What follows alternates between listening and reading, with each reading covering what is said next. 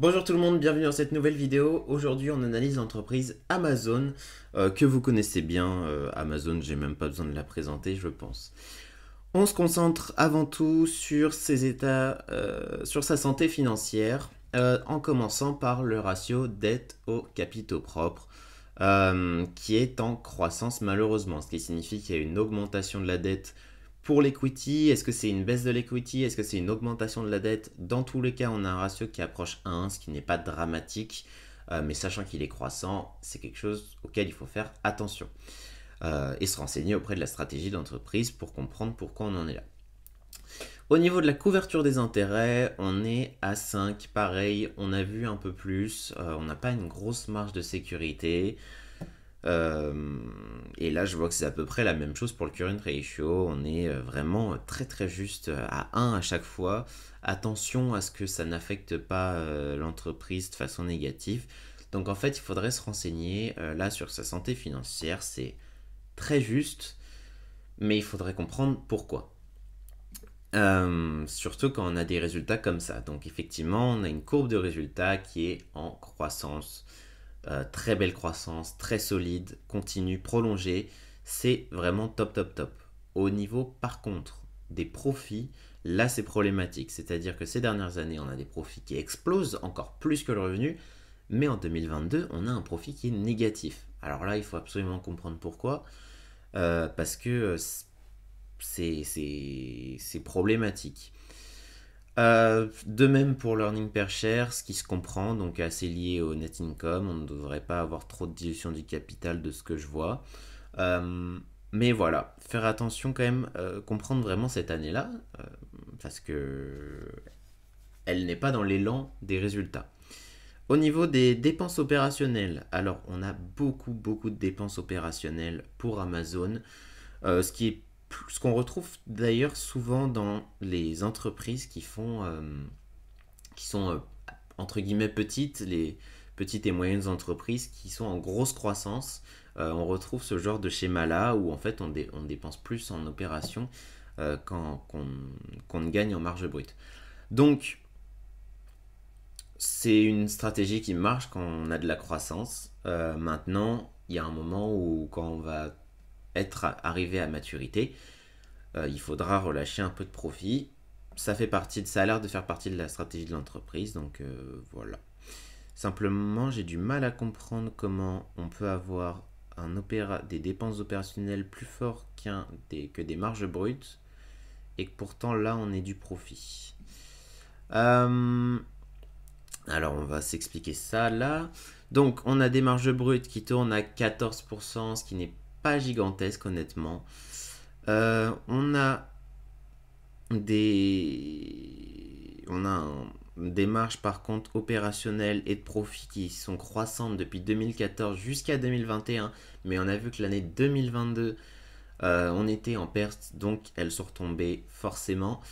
Et alors là, ce que je vois tout de suite, c'est qu'en fait, les petites barres blanches, c'est le free cash flow margin, donc la marge en free cash flow, c'est-à-dire qu'on prend le cash flow opérationnel et qu'on enlève le capital expenditure. Qu'est-ce que le capital expenditure? C'est les dépenses en capital long terme.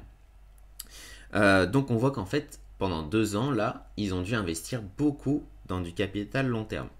Encore une fois, il faut se renseigner pourquoi, il faut se renseigner sur la stratégie de l'entreprise parce que là, c'est pas analysable proprement. Retour sur equity forcément est impacté. Donc en fait, on a vraiment un impact sur tous les résultats de l'entreprise pour l'année 2022 qui nous coupe un peu dans cet élan, qui fait que je ne sais pas trop quoi en penser. Il faut vraiment lire la stratégie de l'entreprise pour comprendre si c'est déjà volontaire, si c'est volontaire, où est-ce que ça peut nous amener. Et là, on va voir un article de presse juste après pour nous expliquer un petit peu mieux. Mais voilà, c'est vraiment assez difficile à analyser, en tout cas seulement avec les chiffres. Au niveau du prix, c'est une entreprise qui bouge beaucoup, donc pas trop de... J'ai rien à dire là-dessus, c'est pas assez significatif et pas assez prolongé pour que je puisse dire quelque chose, c'est trop volatile. Alors, attention, on a une entreprise qui dilue pas mal son capital. Pour se financer, là je vois qu'il y a beaucoup d'investissements, donc ça c'est top en théorie, parce que s'il y a beaucoup d'investissements, en théorie, on va avoir beaucoup de profits après. Donc ça, c'est intéressant par contre. Reste à savoir si c'est de bons investissements qui vont rapporter, mais c'est une bonne allocation du capital. En tout cas, moi, j'aime beaucoup ce genre de choses. Attention notamment à cette dilution du capital, mais si elle permet d'investir et qu'on a de la croissance derrière, c'est moins gênant. Stock-based compensation, on en a un petit peu. Ça permet à l'entreprise de garder du cash à hauteur de 20 000. Si je reviens au résultat, hop, ouais. Bon, assez importante quand même cette stock-based compensation, donc attention à ça aussi. Le repaiement de la dette assez fort en ce moment. C'est peut-être aussi pour ça qu'il se finance. Donc voilà. Bon, mon avis est assez mitigé.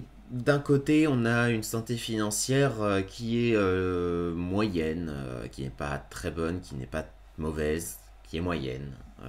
On a des résultats en termes de revenus qui sont vraiment top, solides. Ça, pour le coup, j'ai rien à dire. Mais sur le net income, cette dernière année, je la comprends pas forcément. Et là, mon graphique, faudrait que je revoie parce que, hop, si on va dans les reports, operating income et operating... Alors, non, gross profit et operating... Ah, on a des chiffres ici qui sont négatifs dans les dépenses opérationnelles. Bon, bref. Donc en gros, il ne faut pas tenir compte de ce graphique-là.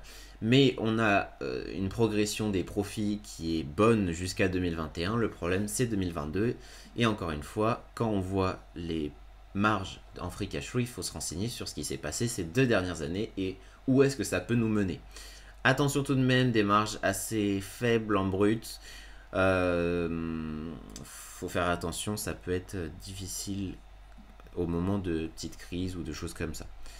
On va passer au prix et ensuite à la presse. Donc si on se met sur le max, hop, on voit que jusqu'à 2021, donc c'est le moment où on se disait hop, non, profit, résultat.